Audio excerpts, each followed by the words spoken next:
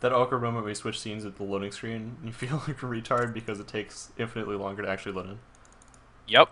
Alright, let's do this. Alright, the semifinals, top half of the bracket. We have game one between Dignitas dTefel spawning up here as the green Zerg player. And spawning in the bottom left-hand part of the map, it is the blue Protoss. It is SCAstrea. Yeah. I have to be like a moment of sadness. So I was looking over at the suggested channels on Twitch, and I saw an ISO tournament. It said covered by the Emperor, and I thought about Boxer. It made me sad. Oh, that does make me sad. We miss Of you, course, he will Boxer. be coaching now in Heart of the Storm, but he will not be a player. Yeah, he's SK Telecom's coach. He has been for a while. I'm just really happy that I have Slayer's Boxer's autograph. Yeah, that's legit. Yep, met him at BlizzCon. I was lucky to get his autograph, too. He was supposed to leave, but his manager, like, I think it was, said, yeah, he can do a couple autographs. That's pretty cool.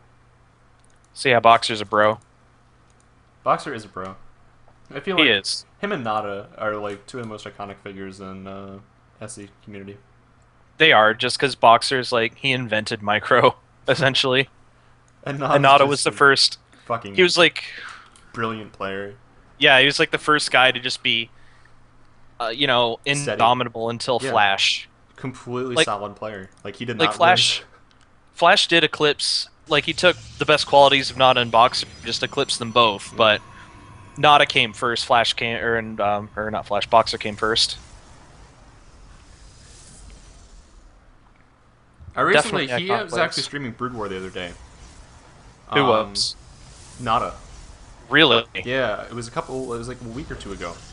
And Huh. I watched it. It was ridiculously early in the morning, but that was because it was Korean time. So Well, yeah, of it made me course. happy to see though. I was pretty psyched about it. Yeah, that's really cool. I hope Nada does get back into pro gaming somehow. Yeah. But doesn't he have to go to the army Yep. still? That's one reason why he quit, I believe, plus other personal reasons. Yeah. His health was also dipping down there too. He was having Really? wrist 'Cause- issues. Oh, wrist issues. That makes sense, because, like, well, Nada's actually pretty jacked. Yeah, not as man. He is a jack son of a bitch. Nada can, like, lift more than a Phoenix can. Like, that guy can lift. He can lift CCs, man. This is something we've seen occur with relative frequency now in the pro scene. Gateway expands, they happen, get used to it. But there's two gas for this gateway expand. Now, is this I going like to be the a SimCity. Sentry, weird-ass Sentry build where he actually gets an Expo? Or is this some kind of, like, next level all-in? I don't know. We'll see. But yeah, I look. Yeah, look at that SimCity, man. I know, right? This is very well Brilliant. done. This is like, if you're going to open for a gateway first, then this is how you're going to do it. Although, with the power on the low ground and the Zealot already hacking mad at that depot. Today, and I had an opponent kill my supply depot for me while he was all in me. Wasn't that nice? Like, it's something I don't have to do. He just randomly killed my supply depot at neutral. He supply probably depot. just misclicked an attack move onto the depot. It made me so happy. I was like, "Yay! Thank you, sir." I've seen that happen in a pro match, like in GSL, where they actually, you know, do an attack move and they attack the depot and it costs them the game, like defending or attacking. They're like, "No, dead neutral depot." And then, of course, the one time when it wasn't there and Beyond was like, "Oh, it's not there. I'll just bunker wall nest and kill him." Oh my god. I was laughing so hard when that happened. But yeah, I was like, seeing "Thanks, that live, Beyond." that like Nest T must have been furious. Of course, he still played that out horrifically. Like he should have lost that game regardless of whether or not there was a depot there because he played bad. But yeah, that did not help him at all. It didn't matter because Nesty got 3-0'd in the series anyway. If it was like a 3-2, then that could have been a point of contention. But Beyond just completely shat on him. Rolled him Beyond so hard. Beyond fecalated on him, man. Yeah, this is gonna be a pretty strong timing though, with a lot of sentries. This is something that like, it's a more aggressive version of a push that Squirtle kind of designed. This will not have +1 included with it, but it's going to be aimed at denying this third base, and it could be pretty successful. Not denying, actually, like killing, actively killing, because his opponent's going primarily lane based, and Zealot Sentry, pretty damn good against lanes. Yep, a really strong build that Squirtle invented. Yeah. Which one? He's invented like that guy invents like a billion builds. I know, right? His build order notebook. But these links are actually... this probe. Oh, don't lose a probe. There is Oh, not a Warp Prism. Holy crap, that was close. wow, if he Probe, killed that probe... his life was flashing before his eyes. And this could is actually centered upon being able to warp in forward. If you're sitting there with sentries, they're going to tickle your hatchery. Like, nothing will be done. Exactly, like... If dTefel loses the game to this push, not killing the probe will actually be the sole reason why. Like, that could cost him the game, guys. He is getting roaches in production right now, and he did buy himself enough time with the Lings, which is very well done. He does not have any saturation at this base, he does not have any spines here, but he will most likely be able to defend this. The probe did die, but not before placing 2 pylons. Here comes the Zealot train, and if the force fields are perfect, then the Zealots can actually kill the roaches. He didn't let the Zealots in, though. Now. It was a little bit of a mismicro on the initial engagement. And there are a lot of force fields being thrown down here because of that. Yeah. Look at the Zealots, though. They're just powering the roaches, but wave after wave of roaches could hold this off, maybe. This is how I play ZDP. It just makes Zealots and sentries because why not? Well, yeah, because Zealots actually beat roaches one-on-one if the roaches don't micro, and it's hard to micro when you're back to a force field. Yeah. And you're surrounded. And he's just going hardcore on his hatchery right now. There are a lot more roaches spawning as well as some Lings. And the force field energy is getting pretty low. He is refilling with Stalkers, which is important, but if he focuses this hatch, it should go down. Yeah, and that's the key. I don't know if he wanted to do that right now, though, because he will actually lose sentries to the Broodlings. Yeah, that's actually important, but he did need a time when you're going for a build like this. Yeah. Because if he loses these sentries, keep in mind, he does not have tech behind this, he does not have upgrades behind this. This is effectively all in. Yeah, and I don't think he did enough damage. Like, look at this supply. We still have 46 drones to 41 probes, and that's because he hit before it was saturated, so he didn't massacre drones, and now he's got to go home with these Stalkers. Yeah, and his just opponent, now getting a robo. I mean, he saw the all-in coming. He said, you know what? Because of this, I'm not going to oversaturate myself. He's sitting at saturation at 2 base. He has 3 gas right now. His layer's delayed, but his opponent doesn't have crap. He's just getting robotics now. He just added gas on. There's no forge down. He's in a good spot. So dTefel now has uncontested map control. He can continue to creep spread. And he's going to have a third not long after this. He can get a map for hatch up too. Yeah, and the third is a decent part of the way done. And we do see some roaches moving in. I don't think this attack will do too much damage without any reinforcement, but... just to be scared, man. Be very scared. It's good to poke.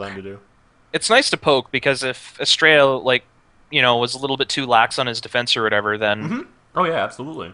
It's always worth checking. Posturing, as it were. Is very nice though with the sentries, right at the front.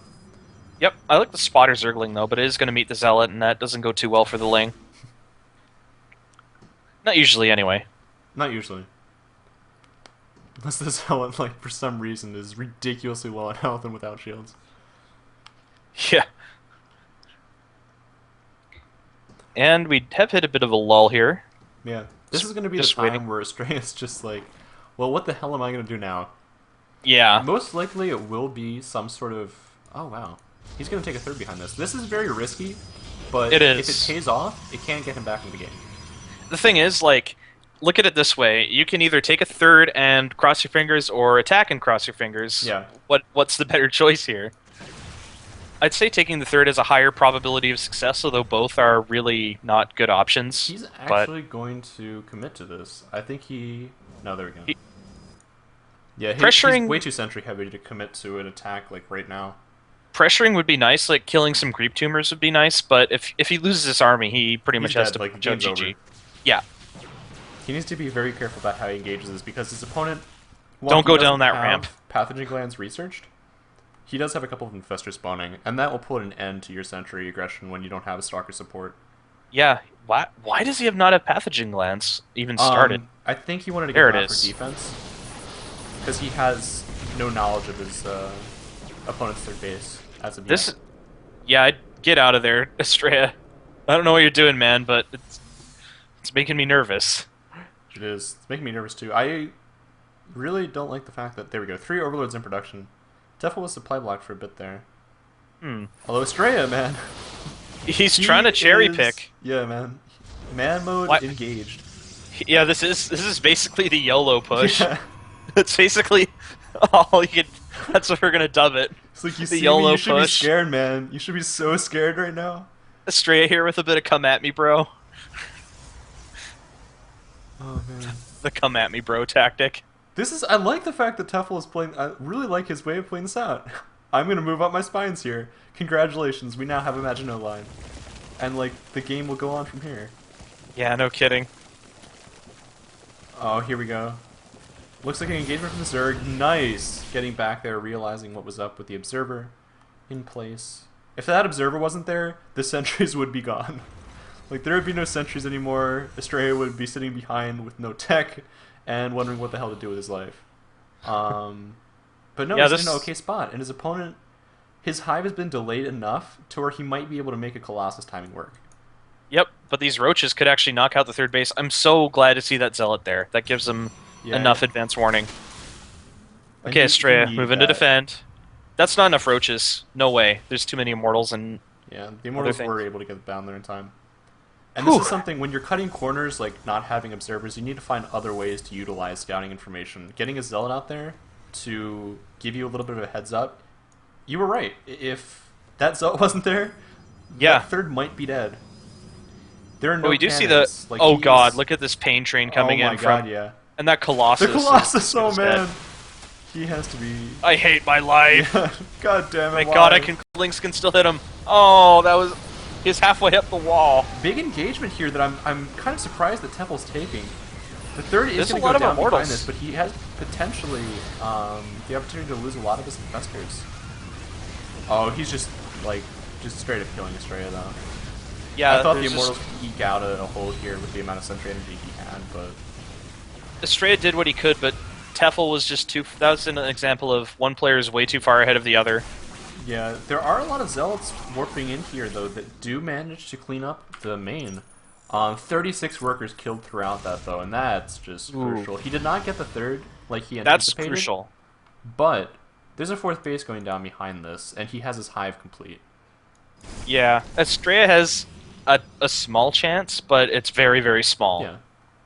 Like, if that third would have fallen, it would have been over. I will never call a CVP on Daybreak again, because I was watching this... I was watching this show match with the Maga, and he derped just so hard in an unlosable game, and then ended up losing to Mana, I think it was. Oh. And I was so sad because, like, there is no way in hell he should have lost that match, but he somehow did. Poor Damaga. He's such a nice guy, too. I know, yeah. Like, it's impossible to hate Damaga because he is so nice. Yeah. If you've ever met that guy, you'll understand. And he works really hard, too. Oh, yeah. We do see another big attack coming up from TeFel, though. I don't know an Ultralisk Cavern behind this. I like the choice of Ultralisk over Broodlords because he didn't really have the gas income off of 8 bajillion bases to be able to support a lot of Broodlords to where it's meaningful. Only 2 Infestors, though. Oh, no, 4. He does have 4 there. But yeah, there were only 2 at the army at one point. But now he got more coming. Yeah, that's a lot more Infestors. That's enough. This should definitely break SCAstrea if he does it right. If he TeFel knows how to engage. I mean, yeah, look at the sentries. He has to have sentries here. This is a threat that he needs to account for. And because of that, these roaches are going to be all the more effective at trying to break this third. I think he's just going to contain his opponent and wait. Because he's just going to get more ultras after here. I mean, his Spire's coming up now. The Starport is on the way, so I think SCAstrea is realizing that he needs to go... Yeah, here comes the Temple Archives, too. This is going to be a 3-base push. He's going to max off of 3 bases and hope to hell that he can take it. That's all you can do. You can't take 4 bases in this position. Yeah. You'll spread yourself too thin and lose a base. And probably your army. But right now, all TeFel has to do is just expand more and saturate the other bases and keep teching and teching and teching so that if he does lose this army somehow, then he'll just remax off like 80 larvae. This isn't like that Kerr game against Coolman. In that game, there wasn't enough damage done to justify calling Kerr out of the game. Like, there was a time that he could hit, but right now, acknowledging the fact that this push is imminent, he puts down a gateway wall, which will promptly be destroyed by these roaches, who are none too happy about it. And not getting a cancel on either of those. That's actually pretty important at this point when you're trying to scrape 2 minerals together. 50 minerals down the drain. Yep. That hurts. And it's just going from bad to worse. And we do see the Greater Spire. We see all the upgrades, all the tech. Oh, Force Field. I'm sorry. There's an Ultralisk. And there go the sentries. And yeah, this is pretty gross. He will have enough sentries to continue to hold this off, though. But there's another Ultralisk. TeFel's deciding to hell with this, and he's going to go attack the third base. There's a nice Sim City there, but it won't make a difference. The third base will fall because it was bruised from before. And this is that last stand, though. That was the Alamo. He needed that. Fungal on the probes. Oh my god. Oh, because why not? How many probes have been killed so far this game? 48. So that was a good 15 probes there they got with Fungals. And there he goes, escaping with all of his expensive units, basically. Yeah, he didn't lose an infestor there, which is nice. The Ultra even gets to chomp down 3 Stalkers. So he will be a happy Ultra. That's the important thing. Like, very few Infestors and Ultralisks died in there, and that's what you have to kill for the Zerg, because they're the hard units to replace, money-wise. But here come the High Templar, and this is like...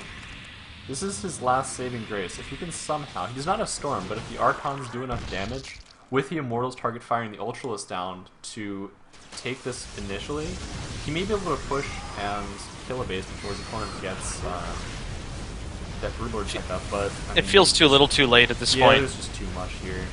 He's just too far behind. It doesn't matter how good he plays. It's a very nice engagement for SCAstrea. It is, poor but... engagement for TeFel, but it doesn't matter. Like, he just has the economy behind this to do. TeFel's just too big to fail, and like, oh no, my attack got broken, but I have 10 Broodlords spawning. Yeah, those Colossi die. That's crucial. You need the Colossi to be able to take care of the Broodlords that are inevitably going to be morphing. Well, we do have these Archons. Place to morph them. These like, are very vulnerable to Archons, who are getting in position. Oh, wow, we just killed like half the Broodlords. Yeah, he did. Yeah, but that still doesn't matter. Yeah. He has that was a very left. risky position to warp into Broods. However... Yeah, like... You can tell a Zerg player's that far ahead when they're like, oh, I lost all the Broodlords. Who cares? I got more. There's GG, so... we're one game away from having an all-Zerg final.